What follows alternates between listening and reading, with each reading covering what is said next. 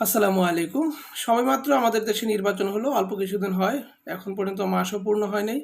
কিন্তু এর মধ্যে আমরা সারা দেশে অগণিত শিশু নির্যাতন, হত্যা, ধর্ষণ আর যদি বলি যে সীতাকুণ্ডের যেই চট্টগ্রামের যেই বাচ্চা শিশুটার ঘটনা, এটা আসলে বর্ণনা দেওয়ার মতো না, কলিজা ছিঁড়ে যায়। আচ্ছা, এমপি মন্ত্রী হয়ে লাভ কি? ঠিক আছে, এমপি মন্ত্রীর দায়িত্বটা কি বলেন তো? এমপি হইলেন, মন্ত্রী হইলেন, নিজের সম্পদের পাহাড় গঠন করলেন, চুরি, বাটপারি, দুর্নীতি সব করলেন, লাভ কি? এগুলি কি আপনি খেয়ে যেতে পারবেন? কোনো এমপি মন্ত্রী মরার সময় কি এগুলো নিয়ে গেছে? কোনো সম্পদ তার সাথে গেছে? শুধু তার আমলটাই গেছে, ঠিক না? বরং এই যে মানুষের ক্ষতি কইরা, মানুষের মানে কি বলবো, যে মানুষের এক প্রকার ধ্বংস কইরা যদি আমরা আমাদের নিজের সফলতা মনে করি, এটা সফলতা না। এটা হচ্ছে ব্যর্থতা এবং দায়গ্রস্ততার সর্বশেষ পর্যায়ে। কেয়ামতের ময়দানে যখন আপনারা দাঁড়াবেন, তখন বুঝবেন সফলতা কী জিনিস।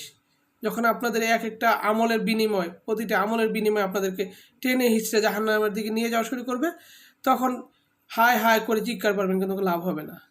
সফলতা হইতেছে আপনি এমপি হয়েছেন, মন্ত্রী হয়েছেন, প্রধানমন্ত্রী হয়েছেন, আপনি আপনার রাষ্ট্রে, আপনার অধীনস্থ জায়গাটা, আপনার যতটুকু শাসন কার্য আপনি অধিকার পাইছেন, আপনি রাষ্ট্রের পুরোটা পাইছেন, আপনার দায়িত্ব পুরোটাই। আপনি এলাকার পাইছেন, আপনার দায়িত্ব এলাকার। আপনি একটা আসন পাইছেন, এই একটা আসনের মূল দায়িত্বটাই আপনার।